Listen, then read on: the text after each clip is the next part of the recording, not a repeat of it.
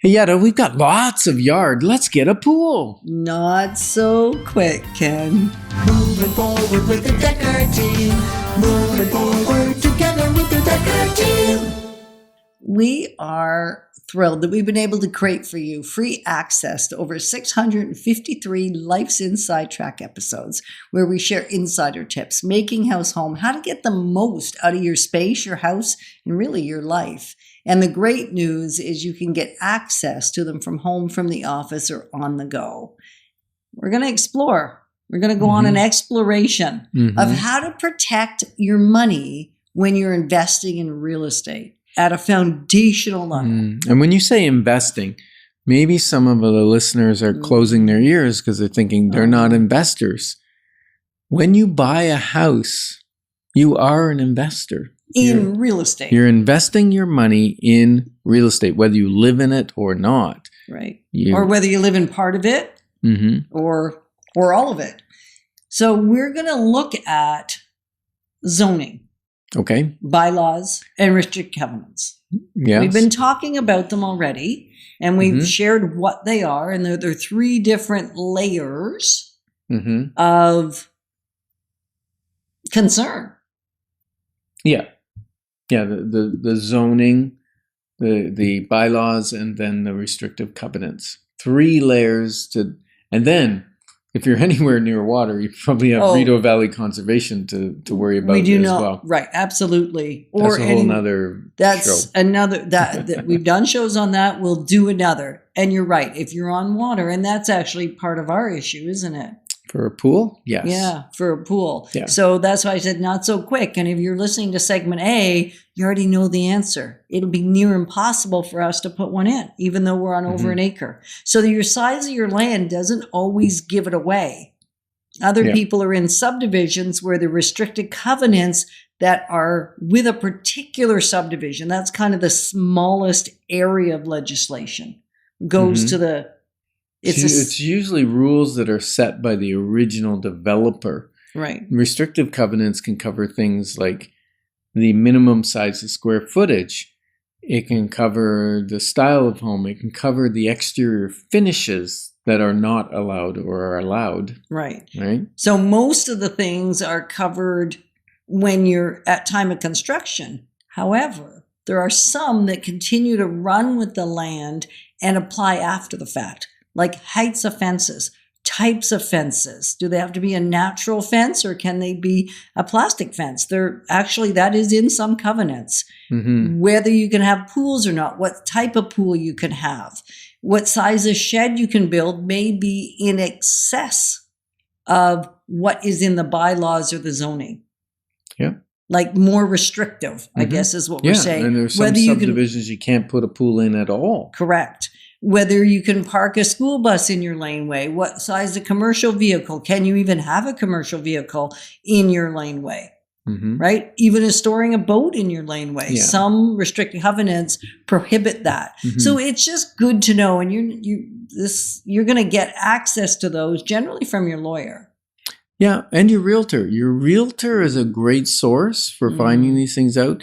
And what's really, really important is that when you meet with your realtor, that they're asking questions around what your end goals are, what your end use is. Because the last thing you want to do is buy a property that, you forgot or you didn't tell the agent that, hey, in the future, I'm thinking of racing carrier pigeons, for instance. Well, then that sets up a whole nother kettle of fish, so to speak, where you got to find a property that will allow carrier pigeons and how many, and there's all kinds of rules around that. And it's not only about the size of land. It's about the zoning of the land as well as the size of the land, right? Like if you're in a country estate, that's a different conversation than if you're on rural residential. Yeah, but they could both be 3 acres. Yeah, so size is not the determining factor. Not the only determining factor. Right. So you want to discuss that with your realtor, what your goals are, your plans to use the land or the property. Now, plans can change, and sometimes you got to move. If you're living on a property and suddenly you go, no, you know what? I'd like a couple goats and some chickens. Well, you can't do that on on a regular residential property. You're Or gonna have even to go, country estate. No, you're going to have to go to probably rural or agricultural to be able to get that kind of use. Mhm. So the point here is just exploring what are your steps. So the first is you're going to get a hold of your municipality. You're No, going first step, call us for a consult. Okay, start there. Okay, call us for a Call us- consult first. Yeah, and we're going to give you the number again, just in case you didn't write it down before. It's 613-860-4663.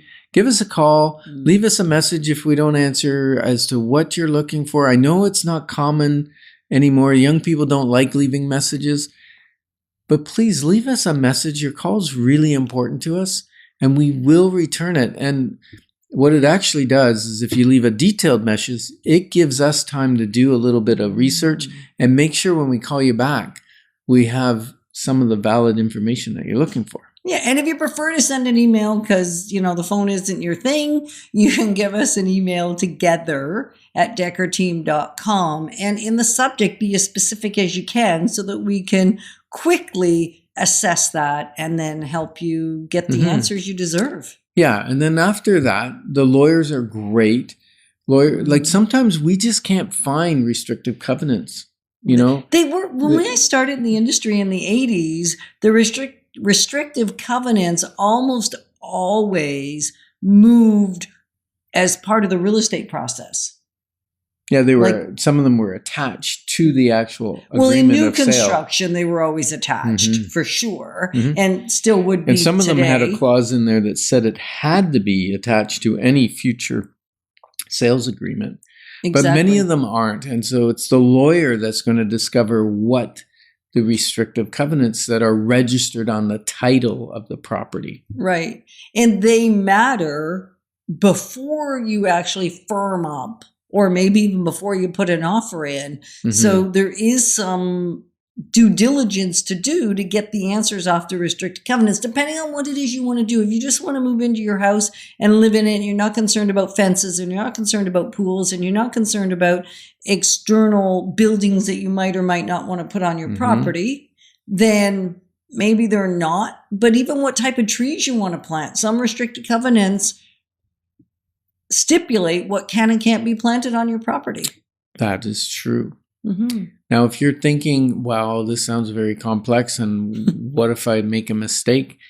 One of the things we recommend, especially in commercial where people are going to buy or lease a property, sometimes they're leasing for 5-10 years, they want to make sure that their use, their specific use, is in compliance with the zoning, so they can ask the city, cost some money, but you get a compliance letter back that says that use is allowed. That way you're protected. City can't come back to you later and say, hey, you can't have that on that property. And you go, well, I've got my compliance letter right here that says I can. Pretty hard for the city to go back on that, especially when you've forked out thousands and thousands of dollars to either buy this property or lease it. You're protected. Right. So really what we're saying is make sure you have your answers. And if you're not sure where to get them, again, what we're going to say is give us a call, right? Give us a call because we will help you walk through how to get the answers. We won't necessarily have all the answers I just had a call the other day from one of our previous clients who wanted specific answers about could he sever, couldn't he sever based on the size of his land. And I said, you're going to want to start with the city. Yeah. And William Shakespeare said, all the world's a stage. And I would say, you better have a zoning variance for that, or that stage is coming down. Together, we're clarifying your options so that your wisdom can flow. Moving forward with the Dekker Team. Moving forward together with the